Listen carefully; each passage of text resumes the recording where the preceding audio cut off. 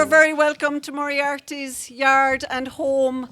This is a once-in-a-lifetime opportunity to wander around and see the house and see the place where John was rooted. So we hope you're enjoying yourself. It's less structured than some of the other events. We're leaving people to roam and enjoy and soak up the atmosphere mostly.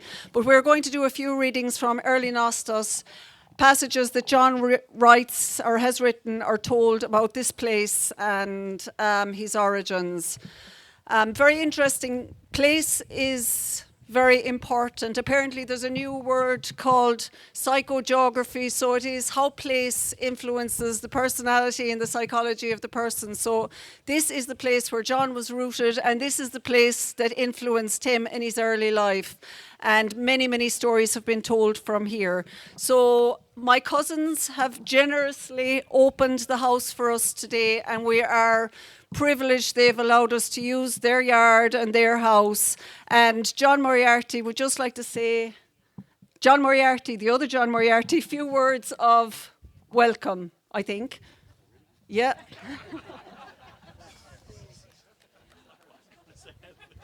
I wrote this down as 2 words. I didn't, but I just said, hello, everybody. So good morning.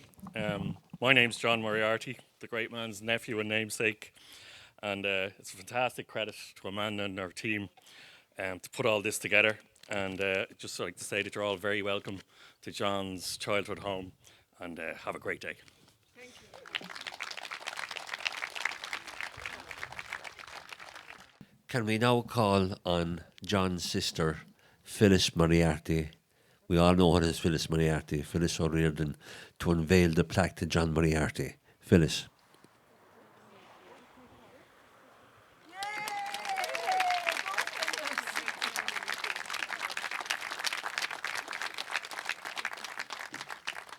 Phyllis has volunteered to sing for you. I now invite Mary McGillicuddy to give you some of the history of this room here and this house.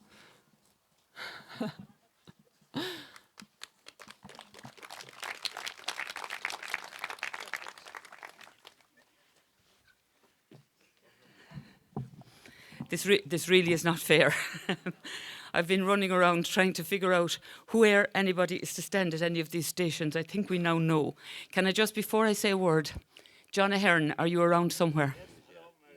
John, would you go over there to where Lynn is, because you'll be needed over there in a few minutes. She has a reading ready for you. You may already have it.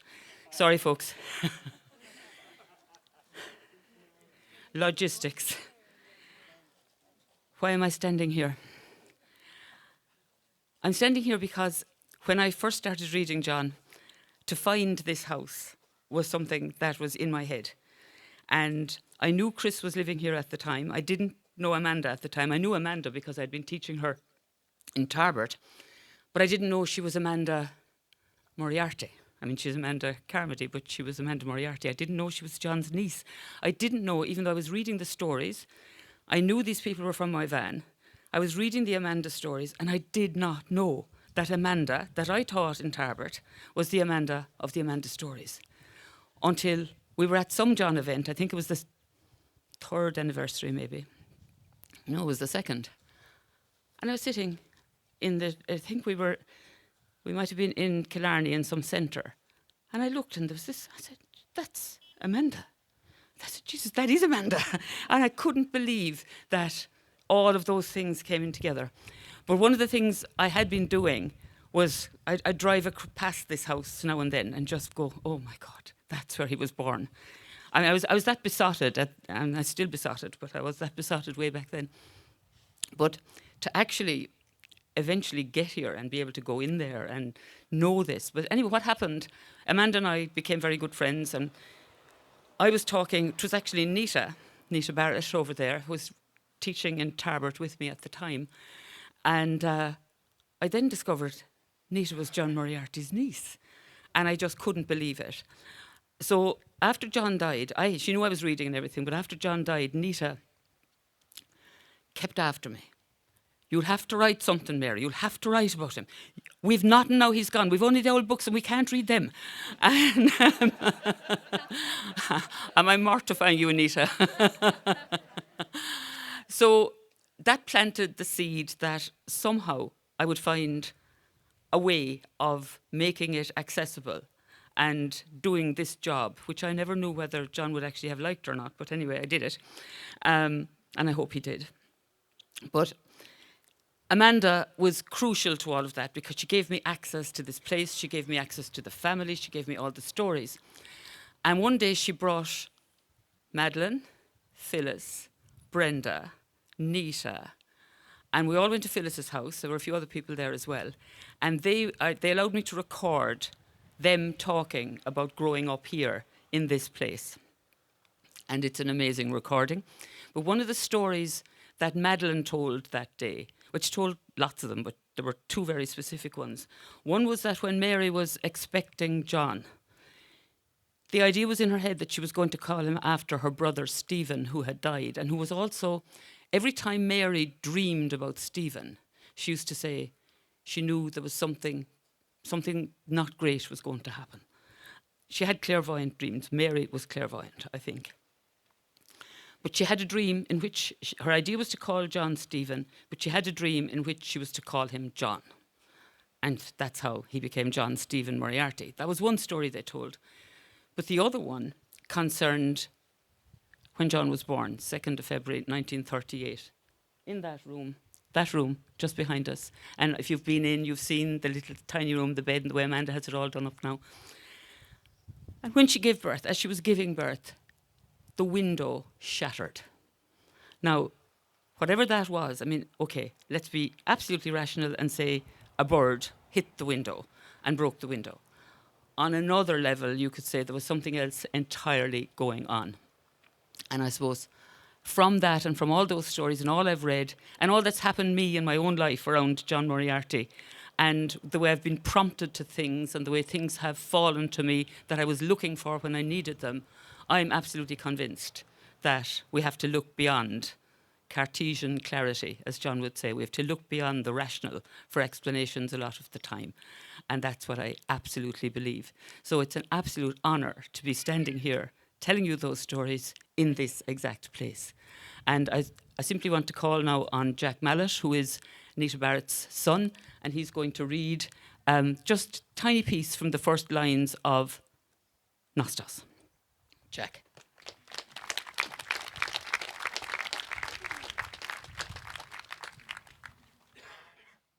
Lapwings. Lapwings I remember, my mother lighting the lamp, and in the field in front of the house, lapwings calling. Every call a complaint, or so it seemed to be. And the wonder was even when they were being battered by hailstones, they didn't alter their complaints. They neither lengthened nor deepened them. In all weathers and at all hours of the night, their complaints were as elegant as their crests. What saddened me is that they were so frightened of me. I only had to walk into the field and instantly they would become a flock of shimmerings, swiftly swerving as they flew, and then, as though quenching themselves, they would land farther off, among the rushes maybe, where I'd no longer be able to see them. That's what had happened this evening, but now again at nightfall, they had come back to the richer feeding grounds beside the house, and that I was glad of, because it was, if ours was a house that lapwings could come close to, then surely also it was a house that angels would come close to.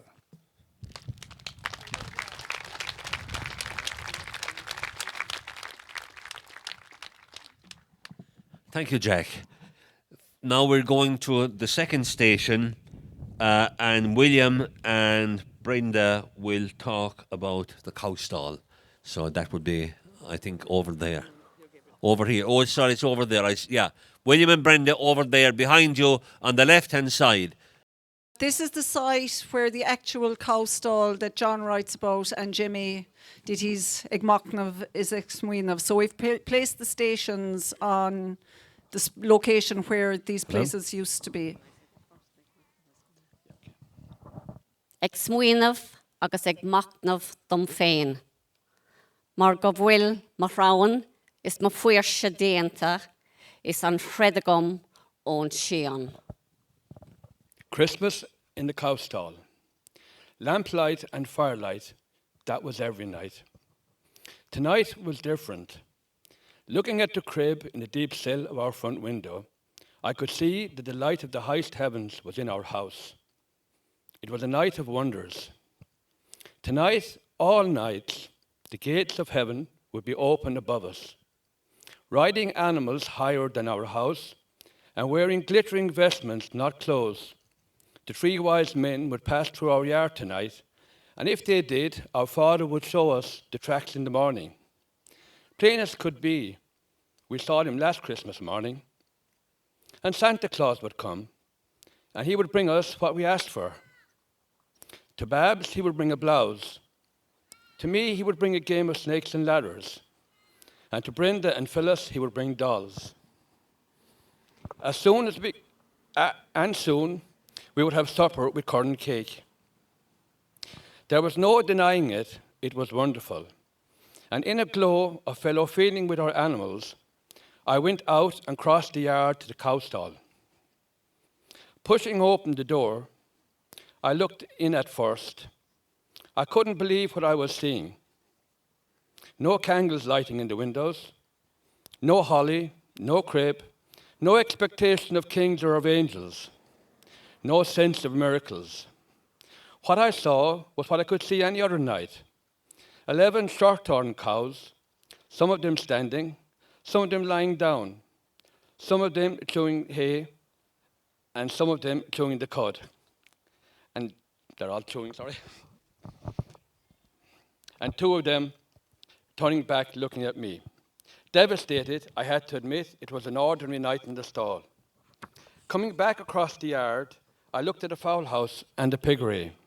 The darkness and the silence had settled on them. Couldn't say it any clearly. Christmas hadn't happened in the outhouses. Christmas didn't happen to the animals. The animals were left out. And since the animals were left out, so inside me somewhere was I. Thank you, William. Thank you, Brenda. Second stall, we have the hay shed, and we have Shane Ward, and is Brendan Moriarty here? If Brendan is here, he might join us at the station. On his way, tá sé teacht. Tá Brendan at teacht, mar a fáilte roth.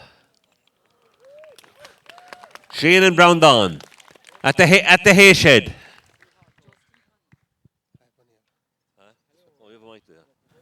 Pishogues. It suited me to be backward, but we weren't only backward in good ways. One day, opening a wine of hay in the west field, my father found 4 bad eggs at the heart of it. This, as it would to any neighbour for miles around, brought the cold sweat out through him. But he had to stand his ground. He had to deal with the evil, because this was Pishogues, a kind of witchcraft, certainly something more wicked than mere superstition. Settling a bed of hay on the 4 prongs of his fork, he took the eggs, praying as he did so, and laid them on it. Then, careful that no egg would fall off, he walked toward the river. And the river, he was so glad to tell us when he came home, had taken the awful thing out of our land. Only slightly degenerated from Neolithic enormities, this kind of witchcraft was as common to our locality as its bushes were. No year went by, but some awful new story did the rounds. One story had it that a woman opened her door one morning and a skinned calf fell inward across her threshold. Another story had it that a priest who openly confronted the evil had within a week to confront it in truly sensational form within its own church. The evil, it was clear, was not afraid of God. It was not afraid to go into his holy house and fight him there. That terrified us. Among us, the fabulous had become fact. Among us, the enormous had become norm. Dimly, we were aware that this form of witchcraft was based on the belief that like creates like. The bad eggs, or the bad butter, or the bad meat that someone placed in a field would turn the cattle that grazed in that field into its image and likeness. Before long, those cattle would themselves be bad meat. In other words, this didn't work by the physical transmission of physical bacteria. It worked by the ritual power of sympathetic magic.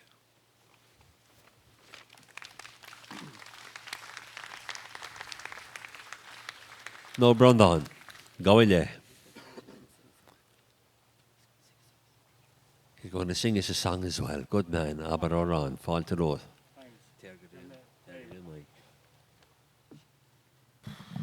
Folklore. I'm Habron, I'm of Indian. I'm so anyway. This is a reading from John's work, I suppose you could say. I often thought about the priest who had preached against Pishogues. On the following Saturday night, he went into his confession box to hear and forgive the sins of his people. He sat down on 13 rotten eggs. And soon, a God who was serene and distant and uninvolved was no good to us. We needed a God who was willing to be incarnate. We needed a God who, for whatever cost to himself, was willing to come down like a river and carry the evil out of this world. We needed a God who was willing to live amongst us in his sacraments. We needed a prayer. Daniel used to pray going to bed at night, the prayer in which he invoked protection of the 4 angels at the 4 corners of his house, the prayer in which he invoked the protection of the evangelist at the 4 corners of his bed. On the year of the 3rd of the 3 rogation days, it fell on me to go to every field on our farm and sprinkle holy water on it. Crossing the gap into the west field wasn't easy, but I did it. Then one day, Jameen Kisan did the terrible thing. Finding butter in the field behind his house, he brought it in and ate it. For weeks afterwards, coming as he did every night to our house, we were afraid of him. He had eaten evil. He had eaten the witchcraft of the ages. He must be contagious. He must be avoided. In Wales, in the old days, when someone died, a tramp who walked the roads of the area would be informed. And without delay, he would come to the corpse's house. Once there, he would be invited to sit at the table and eat a meal especially prepared for him. Ritually, this meal was the sins of the dead person. And it was these sins, however mild or murderous, that the tramp was eating. Such a tramp was called a sin eater. Jameen, our sin eater, was our sin eater, but to our astonishment, no harm settled on him. That should have been the end of life beneath the golden bough, but it wasn't, not yet. That's a reading from John's thing anyway. Ramage. Now I'm going to give you a little song in Irish. Well, my first tongue, my first tongue, so it's easier than speaking English anyway. So she more henche. Oblian Islam mara, Shadagus and Bale, Egdal go hard fodrig, eker losi lem hata. Da vi boche Libanon, is rasa kairalid. Is me godu chwegenach, bisung Juan Mala. Tamahrian is moyalid. Eria socht lefada. Machaman ek vierer, vierer malapa. Malir ho da wala, ek boache leang lana. Es como helen pokbare, ho hard les na fare. Hierig bige guilam, es bog bin lamburg lorta, es bagahila sachihe, na villen shebiore. Es gemegar jikin, chi speaki marhioka.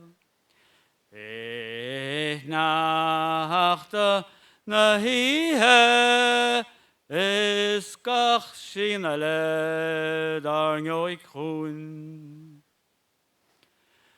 Gahirach mahentu. Berskia la garima winter, Gawalem der edan botsa, Snaffel bioga mach gahina. Balig leastorev, Agus con ravia himpal, Shen krichet odonel, es gododo bige guiles. Schnee, guten Morgen. Now, we return to station 1, where Brenda is going to read an excerpt from John Moriarty. A born thinker. My father was different, a born thinker. Looking at him, sometimes sitting over at the end of the small table, you would think he had found his way to the heart of a mountain, Mount Brandon, the mountain he was born under. And it was there, in the silence, at the heart of the mountain, that he was thinking. He was thinking with the mountain. Last thing at night, he'd take down his lantern. He'd light it, and if it was a wild night outside, he'd wind down the flame till it was a little more than a star, and then he'd go out and cross the yard to the cow stall. Once inside, he'd wind it up till it was giving a steady, even light, and he'd hang it from a nail on one of the rafters. Bringing it in armfuls from the shed, he'd give the cows their last feed of hay for the night. That done, he'd sit on a three-legged stool up against the wall behind them. He'd listen to the chewing and the content that they were content. He'd sit back into Irish, his first language. And if you happened to come in, and if you asked him what he was doing there, he'd more than likely say, ag smuinov agus ag machnov dom féin, thinking and meditating to myself. Only that, of course, is not a translation, not in the way that he meant it, not in the way that he experienced what he was doing. One night, when I came at home from holidays from university in Dublin, he came back in and he was hanging up his quenched lantern and he said, I've come to the end of thinking, John, but I still haven't found the answer. I remembered him going to the door and standing there at ease. Looking out into the wild night, I could hear him saying, Mar go bhfuil mo thrawn is mo fuirshe déanta, is mo chredagum on Shean. For the ploughing I've had to do, I've done it. And the harrowing I've had to do, I've done it. And the bad night doesn't worry me, for my cattle are housed. In the door, looking out another night, he said, That's an ugly moon that's rising above Cassan's tonight. We're in for more bad weather, John. Thank you very much, Brenda. We now go to station number 3, to the turf shed, and Eamon O'Maraco is going to read us an extract from John. Cutting turf in the bog. Cutting turf every year in the bog, we worked our way down into a world no human being had ever set foot on.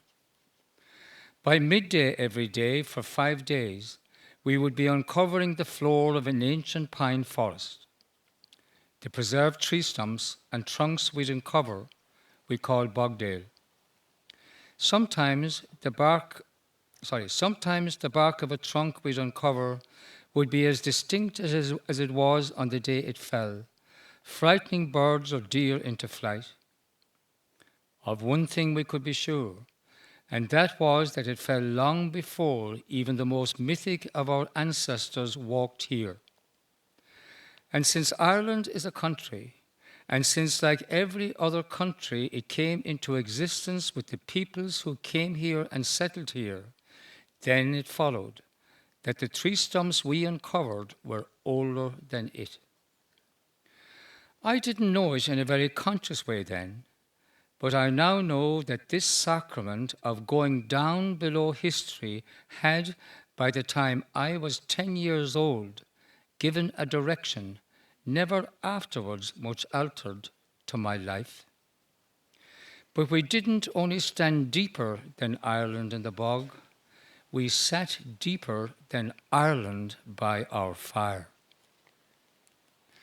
The Nightfall Man.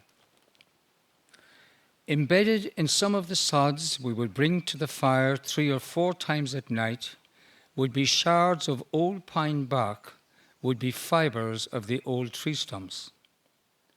And that's how I thought of Jameen Cassan. Coming as he did every night at nightfall, he was in a sense the Nightfall Man, and if a tree stump just uncovered could talk, it would talk as he talked. And the light of our paraffin lamp wouldn't wither such talk. How soft it was, the light of our lamp. The light of our lamp didn't drive all darkness from our house. The light of our lamp didn't drive all darkness from our minds. Some nights, as if in seance, our lamp called the darkness to it, and our minds too. Talking to us the way he did, Jameen Cassan uncovered the bogdale in our minds. And at school the next morning, how almost impossible it was to give serious heed to a teacher talking about prepositions or fractions, how almost impossible it was to sit in a bare desk and give serious heed to a man talking about a golden age, a bronze age, and an iron age. No, as if by a kind of fatality, I was already looking for another way.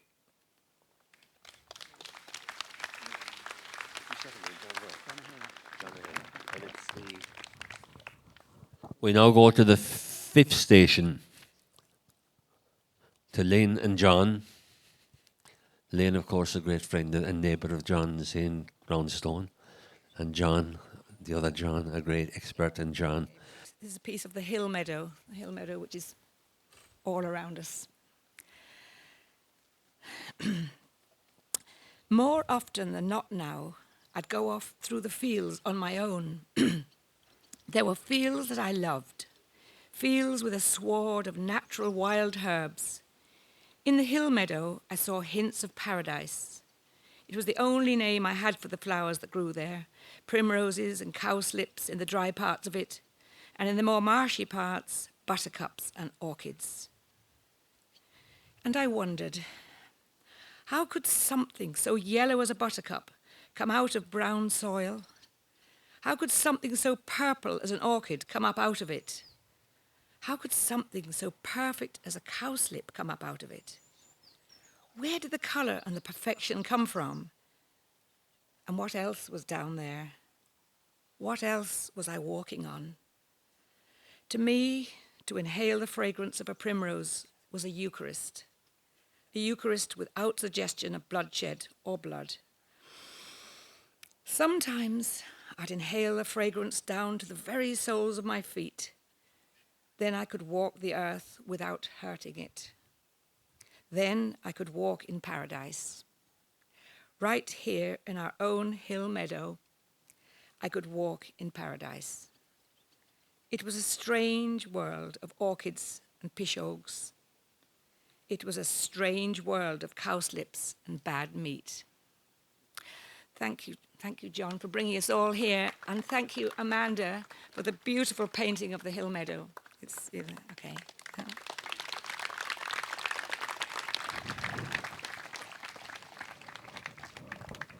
I'm so moved being here and moved by the generosity of the Moriarty family. And thanks for having us in your farmyard.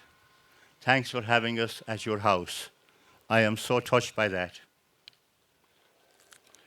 This is a reading from John. We were vastly knowledgeable. He's talking here about the knowledge that every country person had, actually. But of course, with John always, there's a deeper reflection.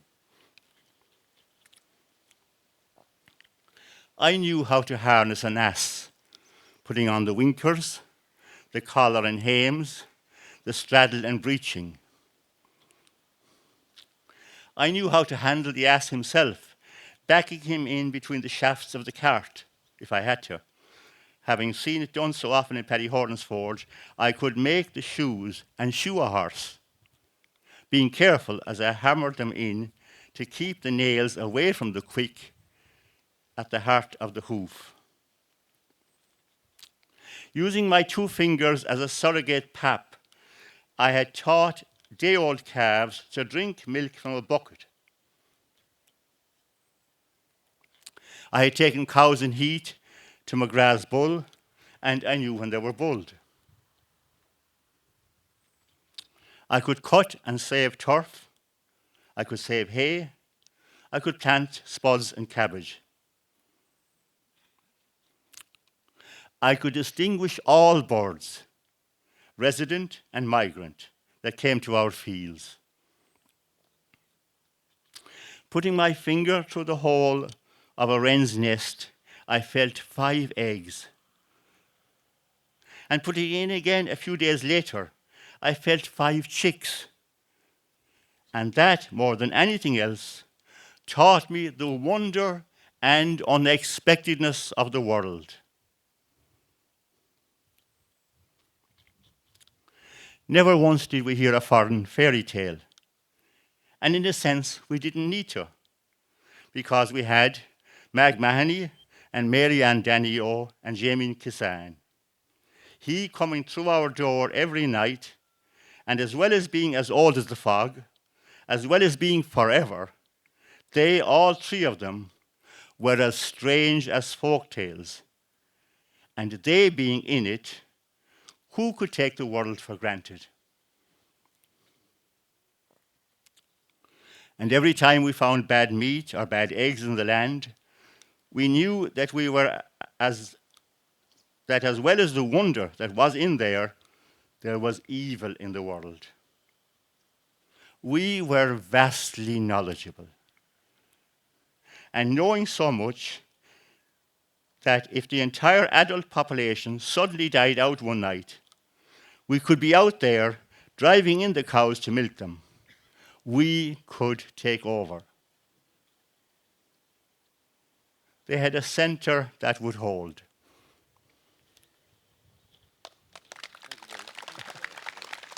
Thank you very much, John. Thank you very much.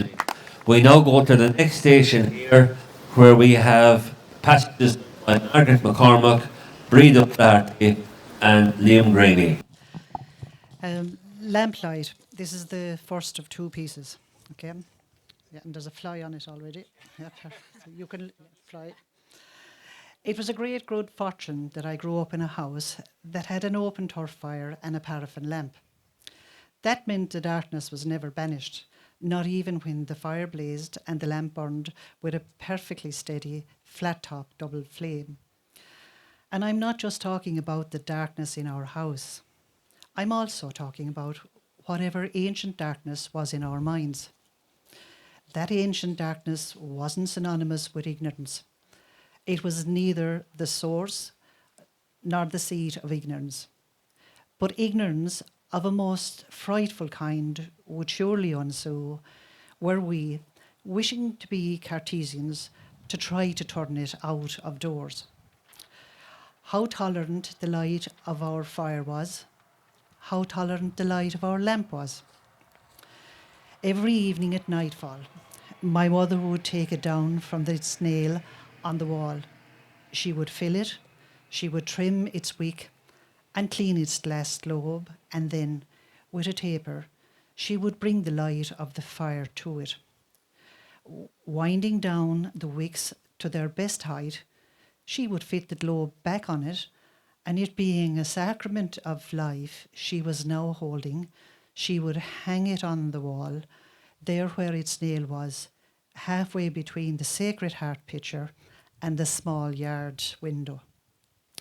At the same time that my mother would be doing it, Mag Mahoney would be doing it, Mary Ann Danny O would be doing it, Mary Hagerty would be doing it.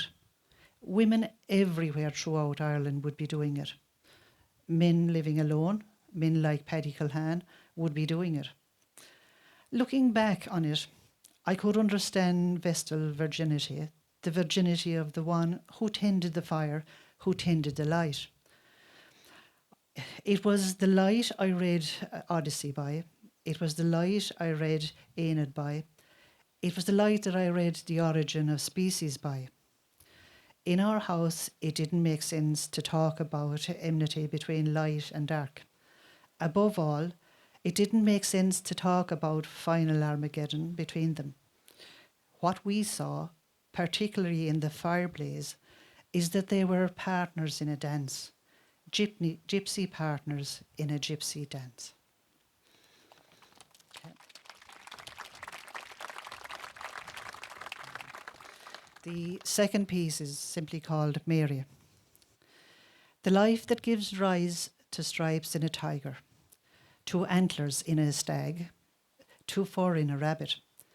The life that comes up with the instinct of that nurtures its young in mammals, that comes to flowers in the white thorn, to venom in the snake, and to sanctity in the saint, the genus of life for unhindered, primary life, it was in my mother. A farmer in her yard, and in her house a fire maker, a bread maker, a neighbour to everyone who came to her gate and her door. She was a wonder. And if in the pelting night King Lear came into her yard, come through her door, she'd look at him, but she'd knock sense into him, particularly if she sensed that he was staging his suffering, displaying them for all to see. With my mother about, it was a very odd experience, sitting in the corner reading Hamlet or Crime and Punishment. John, great Welsh, asked her one day, "How is John?" Jesus, sure, John doesn't even look like a fact of life. Thank you very much, Breda. Can I now get Margaret McCormack to read for us, please? The hatching hen. We did have iron in our house, of course. Over our fire, we had an iron crane. At any one time of the day, an iron pot or an iron kettle would be hanging from it. We had no iron tongs. The wheel of our ass cart and horse cart were shod in iron. Outside our school wall was Cooney's forge. And even while we were learning to distinguish a noun from a pronoun, we could hear the clear ring of the iron anvil. So there was iron in our world. There was iron in our house, but we didn't have the mind to go with it. One night, Jameen picked up a boot of mine and saw that it needed a half sole. He asked me to bring him the hammer, the last, the tack, and a strip of leather from the right drawer of the dresser. Instantly and emphatically, my mother said no, pointing to a hen hatching eggs in a wooden butter box under the table. No, she said, that will have to wait for another night. Didn't we know, she asked, that the sound of the hammering might kill the chicks in the eggs? Again, 3 or 4 days later, hearing Chris hammering outside in the hay shed, she went to the door and called out to him to stop at once. In our house, we lived from the belief that the sound of iron on iron was lethal. In our house, the metallurgical ages gave way to a hatching hen. Beautiful. Thank you very, very much, Margaret. Now, Liam. The heart. Every evening as darkness was falling, Jamie and Gassan would come to our house. To us, Jamie was as old as the fog and as wise as the bushes. Given how he lived and the few clothes he lived in, the long months of winter were hard on him. It was a comfort to him to come in and sit in the corner under our chimney breast. There he was out of the way of the draught, and there also he got the full benefit of the fire. But it wasn't only the fire that revived him. On the hearth, in front of him, at this time of the evening, there would be a 3-legged cast iron oven with coals beneath it, and coals on its lid. The last loaf of the day was being baked, and at that time too, just before supper, the kettle, also of cast iron, would be spitting from within the flames that engulfed it on every side. A tall, thin man with a small appetite, Jameen would eat by the fire. A sense I had of him is that if Bogdale could talk, it would talk as Jameen talked. Certainly, it was out of a past as old as Bogdale that he talked, and that suited the kind of fireplace we all sat at. Got a meal, Mahagot Liam. Now we go to the station where the pig killing is going to take place. Bit gruesome this, but brace yourselves.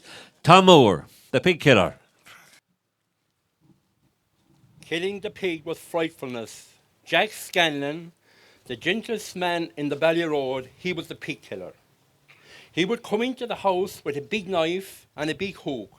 Himself and a couple of other men would go out to the piggery, catching the pig by the ears. Assistants would pin it to the wall while Jack hooked it underneath between the jawbones. Ropes were tied to its legs and front back, then pulling relentlessly onto the hook and ropes. The men gave it no choice but to walk on their way.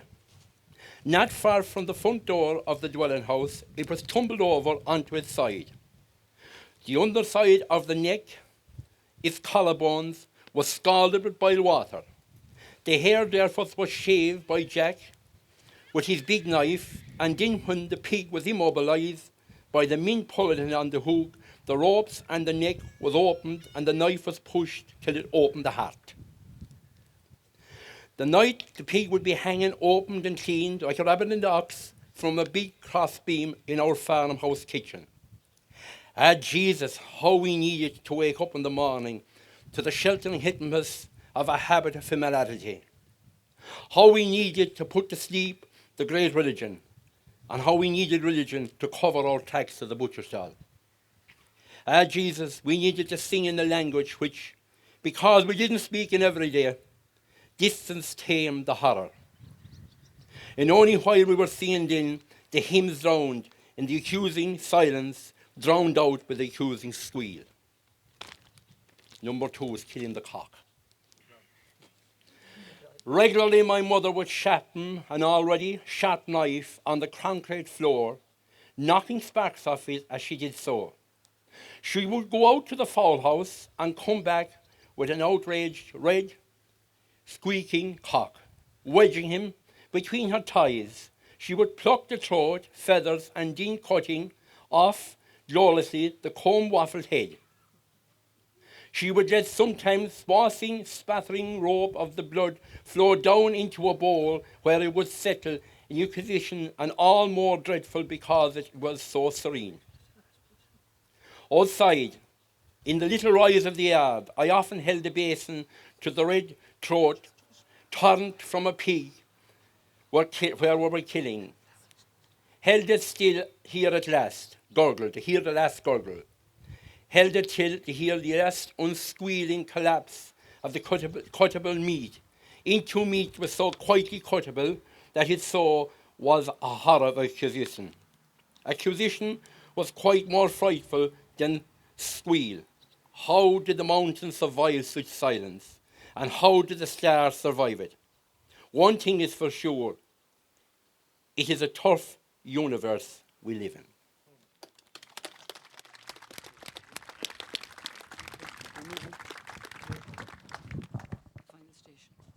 Right, folks, we go to the final station, where we will have John Joe Rice.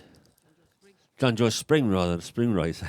John Joe Spring to read an extract, and then we'll have Anne Flavin to sing one of John's favourite songs, The Rose of Mooncoin. And then we'll have a tune from Dermot O'Brien to finish up. I'd remember my father walking behind his cows, all 11 of them in calf, and my mother coming across the yard with her crossover apron piled with turf. And on the turf, beige on brown, 6 or 7 eggs. And recently arrived the swallows screaming in paired delight above her, and screeching at her too, letting her know that for the next 5 months or so, the sheds were theirs, not hers. Him I'd remember, standing at the door on a winter's night and sinking back into Irish, his first language.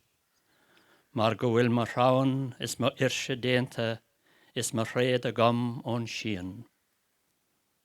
For the ploughing I had to do, and the harrowing I had to do, I have done, and my herd is housed from the bad weather. Him at the door, and coming back with turf from the bog. She asking him, "Did you close the door on the hens, Jimmy?" I had retrospectively chosen my parents, as the man and the woman who brought me into the world and reared me, and that was a blessing.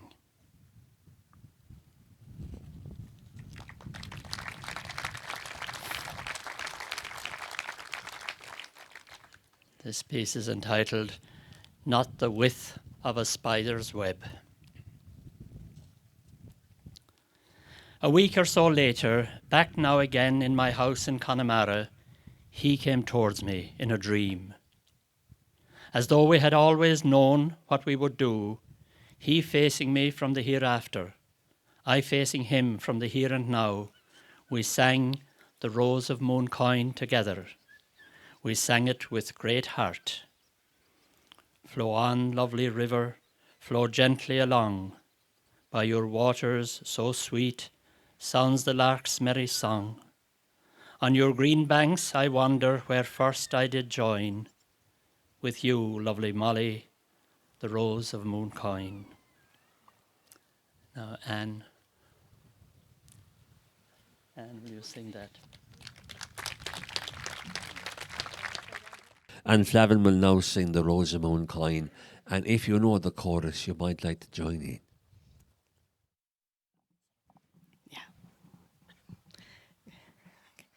Yeah, please do join in the chorus. I'll do.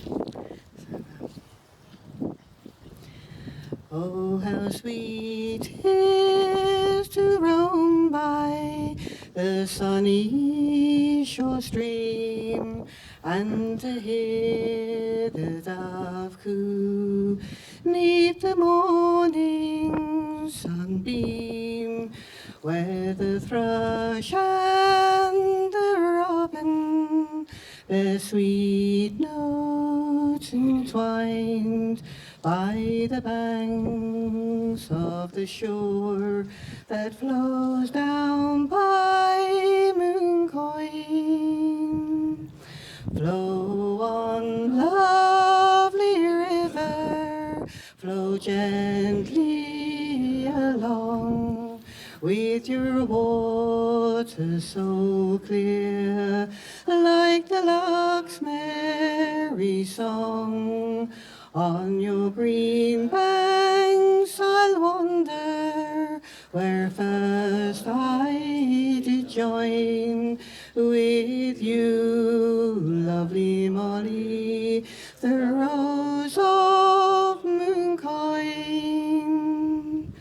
Oh, Molly, dear Molly, it breaks my fond heart to know that we two forever must part. But I'll think of you, Molly, come sun and moonshine, by the banks of the shore that flows down by Mooncoin. Flow on, lovely river, flow gently along, with your water so clear, like the lark's merry song.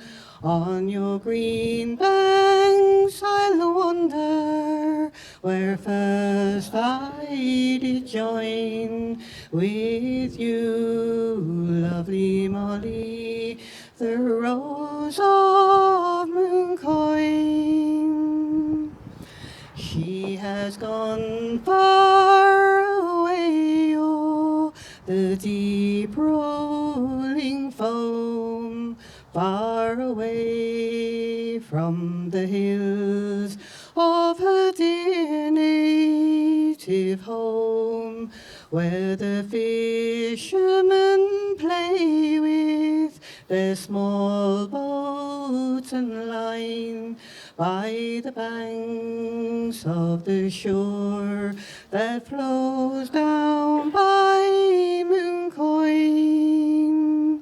Flow on, lovely river, flow gently along, with your water so clear, like the lark's merry song. On your green banks I'll wander, where first I did join with you, lovely Molly, the rose of Mooncoin.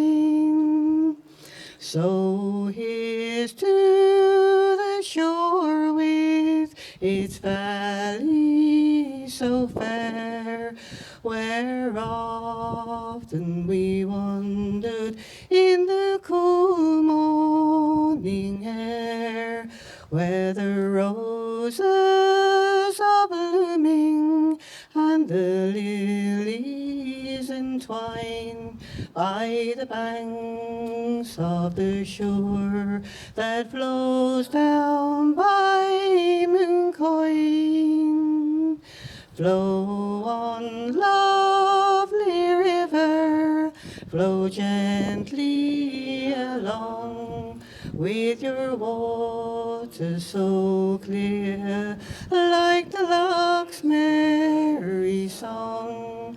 On your green banks I'll wander, where first I did join with you, lovely Molly, the rose of Mooncoin.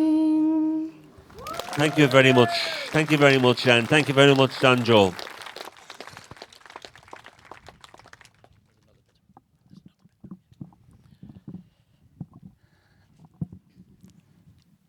Thank you very much indeed, Anne. And now back to the story. It was the song he used to silence Brosnan's pub in my van with. And now by the time we got to the third verse, there was no dividing line, no difference between the here and now and the hereafter. Whatever their burden of sorrow and separation, our songs here are the songs of paradise. Therese O'Mahony, who lives alone on Came Hill above Castle Townsend in West Cork, once said to me that the dead aren't even the width of a spider's web away from us. Tonight, in a dream, there was no web, no veil. Before he turned to go, man walking behind cows looked at me and said, I will come back in a year's time and we will sing it again. 20 years later, I am still waiting. But then, what, where he is a year to him. What was 3 years to Oisin in Tirnanog was 300 years to us here in Ireland. Long before I learned it from Einstein, I had learned it from folk tales. Neither space nor time are absolutes. Of someone who has died, we say in Irish, tá sé, nó tá sí, imethe llín na fíringe, meaning that he or she has set out on the path or trail of truth. In Irish, the idea is numinous with a sense of final adventure, the adventure of our immortality. Walk on, Mary. Walk on, Jimmy. Prosper and flourish in the adventure of your immortality. Clear days bring the mountains down to my doorstep. Calm nights give the rivers their say. The wind puts its hand to my shoulder some evenings, and then I don't think. I just leave what I'm doing, and I go the soul's way. Beautiful. Thanks so much for John's iconic poem. Now, Diarmuid O'Brien will play a tune for us, and then I'm going to call on Amanda to clausura cor card special to show. So, Diarmuid O'Brien, first of all, over here on the right. Thanks very much. My grandmother was one of the Weaver Mulvilles from my van, the Waver Mulvilles, as they would have been known locally, and her brother, my granduncle, was Jerry Mulville, who was a dance master in New York for about 55 years. And he grew up in Glenalapa East here in my van and in the 1920s and learned from the great dance masters Josie Enright and Jerry Mulno. And he immigrated in the 50s and had very successful dance schools, but he used to come each year and stay with my parents in Glyn in Ballygiltinan. And his favourite set dance to dance was the Blackbird. And I learned this tune from Jerry through lilting. He would lilt the tune and dance it in the kitchen, and he would teach it to me. So I'll give that a go.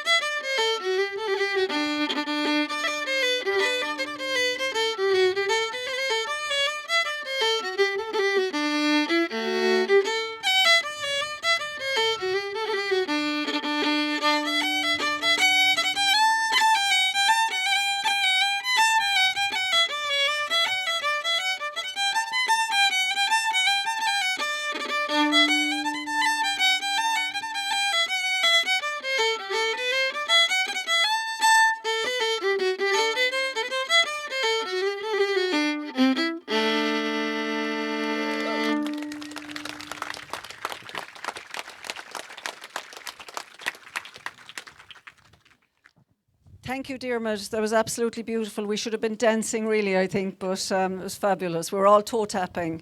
I just want to thank all the readers for your wonderful job. I want to thank Tom Moore, William Flaherty for all the work they've done in setting up this place. I want to thank our neighbours and dear friends who joined us here today. I think it's been a special occasion. I think Mary, Jimmy, John, Chris, Babs and Brenda, in some ways, their spirits are all here with us today, and everything has gone so well, we can only say that the gods have shined on us this day, so thank you very much. The next part of the festival, you will need to be the rest of the festival's in the village, basically, so there will be food served at the community centre, and we're not charging any for food. The food is free, but we are asking you to consider giving a donation to a very special charity. It's a charity that's close to the heart of the Moriartys and close to my own heart. It's the Grove in Artford, Rehabilitation for Addiction. Because addiction almost affects every family, and it has affected me personally and my family. So if you feel you're so inclined, we would be greatly appreciate if you could make a donation to them instead of paying for food. Thank you very much. We'll see you soon.